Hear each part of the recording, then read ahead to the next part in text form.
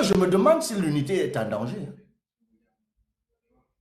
Ce n'est pas l'unité du Cameroun qui est en danger. Moi, à aucun moment, je ne connais pas beaucoup de Camerounais qui ont envie de quitter le Cameroun. Moi, je ne connais pas beaucoup de Camerounais qui ont envie d'éclater le Cameroun.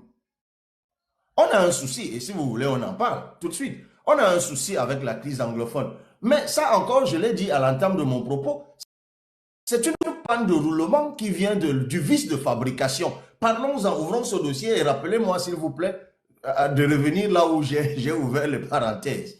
Parce que je suis en train de parler de la diversité. On va parler de l'économie, hein, vous verrez que ça va même couler de source. Communautaire.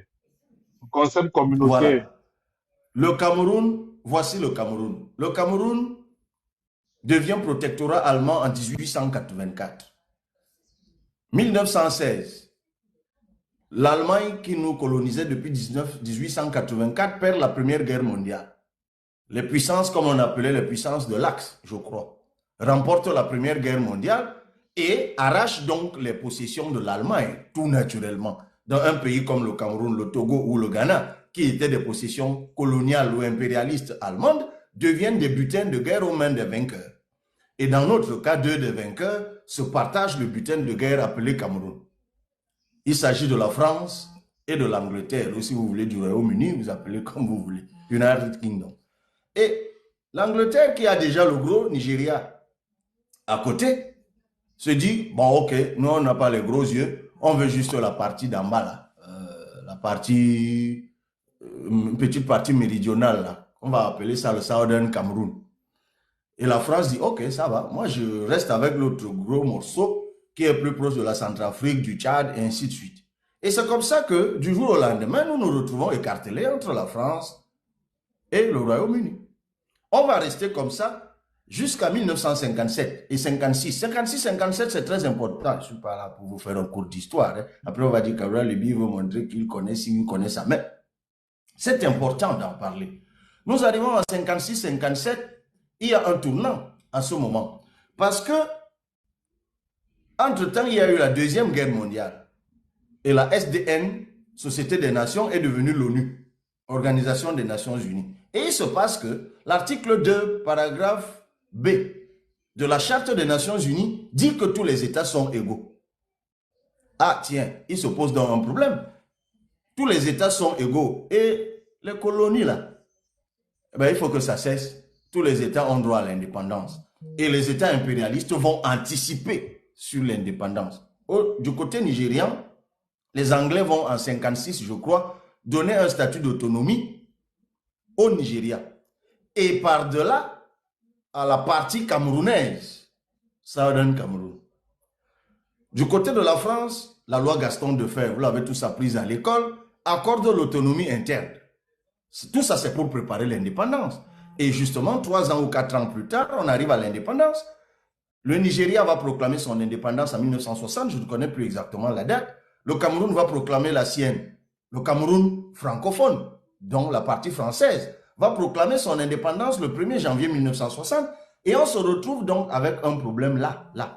La fameuse petite partie que les Anglais ont rattachée à leur empire nigérian d'à côté. Qu'est-ce qu'on fait de cette partie? Ben, le problème se pose. Et il y a au départ 2 groupes. Un premier groupe qui dit, je parle des habitants de cette partie anglophone. Un premier groupe qui dit, bon, nous on va aller au Nigeria. C'est le groupe des Ndele et autres. Encore que je peux confondre. Hein. Tout ça, vous verrez, c'est dans l'ouvrage, hein, le manifeste. C'est dans l'ouvrage, et même dans le premier ouvrage, fédéralisme communautaire. Et il y a un deuxième groupe qui dit non. Au départ, nous, on était sous domination allemande, donc on veut rester avec nos frères de la partie francophone. Finalement, les Nations Unies décident de consulter le peuple. C'est ce qu'on a appelé le plébiscite. Et ce plébiscite a eu lieu le 11 février 1961. Donc, après la proclamation de l'indépendance par les 2 parties, il faut régler le problème. On fait donc un plébiscite le 11 février 1961. Le Southern Cameroun avait en fait deux parties. Il y avait la partie méridionale et la partie septentrionale. à l'issue de ce fameux plébiscite, lorsqu'on totalisait les résultats du référendum, la majorité des voix donnait cette partie en appartenance au Cameroun francophone. Mais les Nations Unies, mais lorsqu'on sectionnait les deux parties, c'est-à-dire la partie septentrionale et la partie méridionale, on voyait que dans la partie méridionale, les gens avaient voté majoritairement pour le rattachement à la partie francophone, et dans la partie septentrionale, les Camerounais avaient voté majoritairement pour le rattachement au Nigeria. Et les Nations Unies vont décider de partitionner les résultats et ils vont envoyer la partie septentrionale au Nigeria, qui est devenue aujourd'hui en partie l'État de l'Adamawa au Nigeria, qui est collé à l'Adamawa du Cameroun, et la partie méridionale va rester au Cameroun, rattachée au Cameroun oriental. Et c'est à partir de ce moment d'ailleurs que la carte du Cameroun va avoir la bosse que vous connaissez à l'ouest. Parce qu'il n'y avait pas cette bosse à l'époque, c'était un trait qui montait jusqu'au Tchad.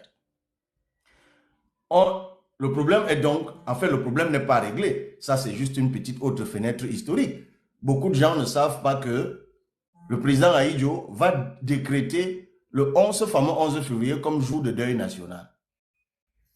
Et 11 février va être célébré jour de deuil national au Cameroun de 1961 jusqu'à, je crois, 1979 ou 1980, lorsque ça change et ça devient jour de fête de la jeunesse. Donc, il faut bien que les jeunes sachent que souvent, quand vient le 11 février, ce fameux jour de fête de la jeunesse, en fait, pendant au moins, pratiquement 20 ans au Cameroun, c'était jour de deuil national parce que c'est ce jour que, selon Ahidjo, les Nations Unies avaient partitionné le Cameroun et avaient amputé le Cameroun d'une partie de son territoire au profit du Nigeria. Donc, on revient, vous me direz, mais où est le fédéralisme communautaire dans tout ça? Oui, mais parce que lorsque ce plébiscite passe, il y a un problème. Maintenant, il faut trouver une solution puisque une partie des anglophones ont rejoint la partie francophone. Ils iront donc à Fumban. Mais en fait, c'est à Fumban qu'on aurait dû régler le problème. On a donc fait le choix à Fumban de créer deux Camerouns fédérés. Un Cameroun anglophone, un Cameroun francophone. Et 11 ans plus tard, en 1972, le président Ahidjo décide que non, ça a assez duré. Il fait un autre référendum où il demande, et curieusement, allez savoir pourquoi, à tous les Camerounais, s'ils veulent appartenir, s'ils veulent devenir unis ou rester partitionnés en État fédéré, ben vous vous doutez bien que les votants étant majoritairement francophones, le résultat était en réalité sans surprise. Et ça a donc créé ce qui est resté rampant et qui a explosé en 2016. C'est pour ça que nous parlons dans ce petit, je reviens donc où on s'est arrêté, je ferme la parenthèse. Ce petit rappel historique que je viens de faire montre en réalité la source du problème.